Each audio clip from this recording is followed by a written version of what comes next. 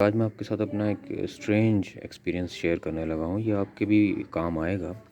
ये आप देख रहे हैं दराज दराज से मैंने फर्टिलाइज़र मंगवाई थी। ये देखिए, ये दावा यही था कि बड़ी अच्छी फर्टिलाइज़र है।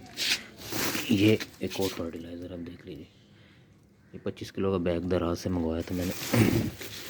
कीमतें मुझे याद नहीं है कितनी। आपको दिखाता हूँ। ये ब्राउन ब्राउन है, वो पहले वाली ब्लैक ब्लैक थी, ये ब्राउन ब्राउन है। ये आप देख रहे हैं ब्राउनिश सा है। ठीक है। अच्छा, तो इन दोनों फर्टिलाइज़र को मिक्स करके, साथ मट्टी मिक्स करके ये मैंने बनाए थे। ये ट्रेज़ भी मैंने दराज से मंगवाई थी।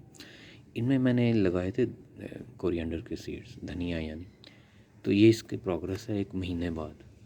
ये आप देख रहे हैं।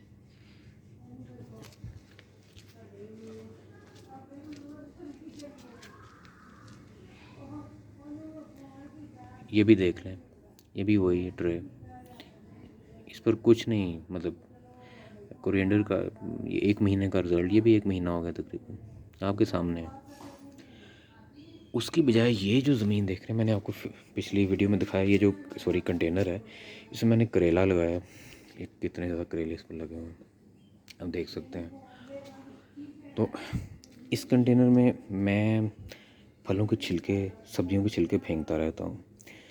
यहाँ मैंने कोई 1 हफ़्ता पहले कोरिएंडर के सीड्स फेंके थे, और देखें कोरिएंडर कितना ज़्यादा, ये जितने भी फेंके थे तकरीबन तकरीबन सारे ही जर्मिनेट हो गए हैं। ये आप देख रहे हैं, ये आप देख रहे हैं,